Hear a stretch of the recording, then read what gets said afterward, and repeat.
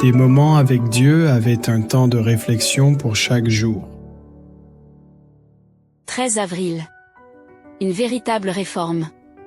Samuel dit à toute la maison d'Israël, « Si c'est de tout votre cœur que vous revenez à l'Éternel, ôtez du milieu de vous les dieux étrangers et les astartés, dirigez votre cœur vers l'Éternel, et servez-le lui seul, et il vous délivrera de la main des Philistins. » 1 Samuel 7, 3. Soucieux de ne pas perdre les membres de leur église, les chrétiens sont tombés aux deux extrêmes qui sont également ruineux pour les frères. D'une part, il y a ceux qui sont des imaginations maladives pour qui les religions est un tyran qui les gouverne. Avec une verge de fer, ils se lamentent constamment sur leur propre dépravation et gémissent pour des maux supposés, et n'y que d'amour dans leur cœur. Leur visage est toujours renfrogné, ils sont refroidis par les rires innocents des jeunes ou de n'importe qui d'autre.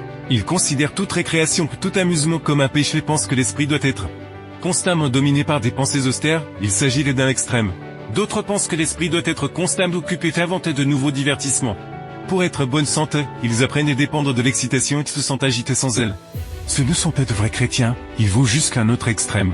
Le fanatisme maladif est d'une part et le libéralisme léger d'autre part, qui essaie d'innover dans le service de culte, souhaitant de perdre les membres de l'Église. Les pères du royaume des cieux, le fanatisme fait perdre des gens aussi bien que ceux qui sont légers. Le point idéal est le lieu où s'accomplit les volontés de Dieu.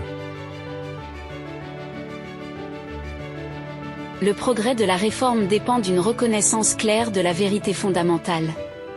Si, d'une part, une philosophie étroite et une orthodoxie dure et froide présentent un danger, d'autre part, un libéralisme insouciant présente un grand danger.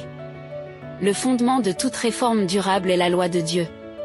Nous devons présenter de façon claire et distincte la nécessité d'obéir à cette loi. Les principes de cette loi doivent être constamment rappelés au peuple.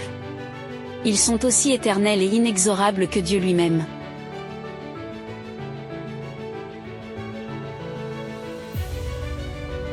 Si nous tenons à ce que les membres de l'Église s'égarent, nous devons leur apprendre à mettre en pratique les principes du gouvernement du Seigneur. Il n'est pas beau d'appeler tout péché et de dire que telle ou telle chose est mauvaise. Être saussouris est égal ta mère. Vous croyez que c'est ainsi qu'on peut être zélé pour les choses du Seigneur? D'autre part, toute invention innovante de programmes divertissants dans l'Église n'est pas bénéfique pour le service du Seigneur. Ce dont les chrétiens ont besoin, ce n'est pas de programmes divertissants pour entretenir la ferveur. Mettre la parole de Dieu dans leur cœur, combien les joies des réunions, les joies de la musique et de la danse sont confondues avec la vraie foi. Ce n'est pas faire les volontés de Dieu mais garder ses paroles, prendre la loi de Dieu et de respect. Et qu'il y ait un service animé par l'amour, alors il y est une vraie foi.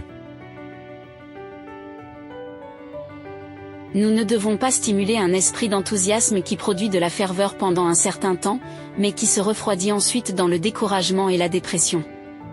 Nous avons besoin du pain de vie du ciel pour vivifier l'âme. Étudiez la parole de Dieu. Ne vous laissez pas influencer par vos sentiments. Tous ceux qui travaillent dans la vigne du Seigneur doivent apprendre que les sentiments ne sont pas la foi. Mais cela exige que nous ayons une foi ferme dans la parole de Dieu. La véritable attitude chrétienne est une réforme faite conforme à la loi de Dieu, ainsi. Les mauvaises choses de la vie sont éliminées. Et nous sommes ramenés en harmonie avec le Seigneur, la véritable réforme tient compte de la parole de Dieu et Dieu se réjouit. Amen. Merci pour écouter cet audio. Nous vous invitons à partager avec votre. Contactez et visitez le site web. biblewell.com